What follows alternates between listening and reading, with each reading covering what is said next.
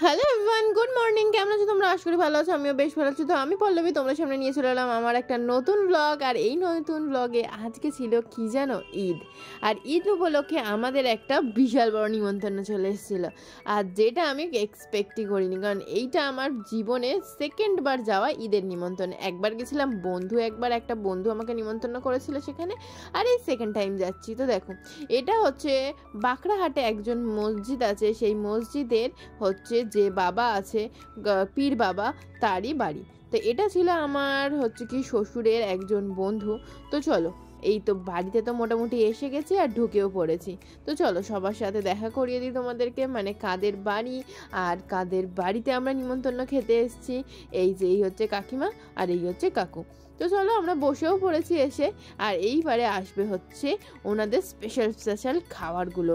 কিন্তু কি করে খাবো সেটাই বুঝতে পারছি না। তার কারণটা হচ্ছে আমি তো পেট ভরে খেয়ে এসেছি বাড়ি থেকে, কারণ আমাকে তো বলাই হয়নি যে নিমন্ত্রণ ছিল।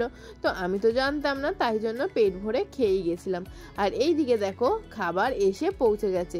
তো আমি কেন, আমার দেওর শাশুড়ি সবাই খেয়েই গেছিলো দুপুরে, কেউই জানতো না নিমন্ত্রণটা আছে। আমার শ্বশুর হঠাৎ এসে বলতে আমরা হঠাৎ বেরিয়ে গেছি, আর তখন প্রায় বেরোতে 4টে বেজেও গেছিলো।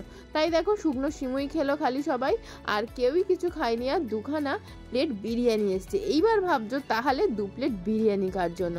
তো 2 প্লেট বিরিয়ানি এসেছিলো হচ্ছে আমার বরবরের জন্য। তাই বলে আমার বরবর 2 প্লেট বিরিয়ানি খাবে সেটা ভেবো না, খেয়েছে 1 প্লেটই। আর 1 প্লেট এসেছিলো আমার শ্বশুরের জন্য, কিন্তু খাইনি, সেটা আমরা প্যাক করে নিয়ে চলে এসেছিলাম।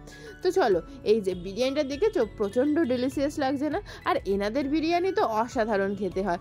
চলো আমার বর একটু খেয়ে দেখি, তারপরে আমি রিভিউটা দিচ্ছি। আর তারপরে দেখো এসে গেছিলো হচ্ছে আইসক্রিম, যেটা আমি খেয়েছিলাম, কারণ এটা তো বাদ দেওয়া সম্ভবই নয়। কারণ আমি তো পেট ভরে ভাত খেয়েছি আর হালকা করে আইসক্রিম তো খেয়ে আসিনি। তো দেখো এসে গেছে ভ্যানিলা আইসক্রিম, চলো খেয়ে দেখি। কিছুই খাইনি, কিন্তু যেই আইসক্রিম হাতে পেয়েছি তখন আর আমার দেখো ঠিক ঠিকানা নেই, চেটে পুটে খাওয়া শুরু হয়ে গেছে আমার, কারণ আইসক্রিম পেতে কিন্তু আমার বেশ ভালো লাগে।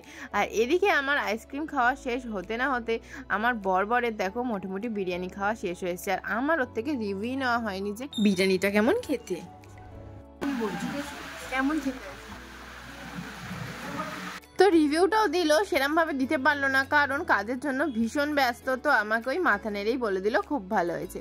আর তারপরে খেতে যখন বেরিয়ে যাচ্ছি, তখন একটা সুন্দর আমের গাছ দেখতে পেলাম ওনাদের বাড়িতে। অল্প মাটির মধ্যে এত বড় গাছ হয়েছে ভাবাই যাচ্ছে না। তো সেখান দিয়ে নিয়ে নিয়েছিলাম একটা আম, আর এই যে দেখিয়ে দিলাম সবাইকে, এনারাও এসেছিল ওনাদের বাড়িতে নিমন্ত্রণ খেতে। আর এই যে আম নিয়ে অনেক কথোপকথন শুরু হয়ে গেল। এই দিকে আমরা বেরিয়ে পড়লাম টুকটুক করে বাড়ির পথে। কিন্তু দেখো এত বক্স খাবার প্যাক করে নিয়েছি, খাইনি তো বলে কি ভেবেছো খাবো না? অবশ্যই খাবো। বাড়ি গিয়ে বিরিয়ানি, সিমুই সবই কিন্তু চেটে পুটে খেয়েছিলাম।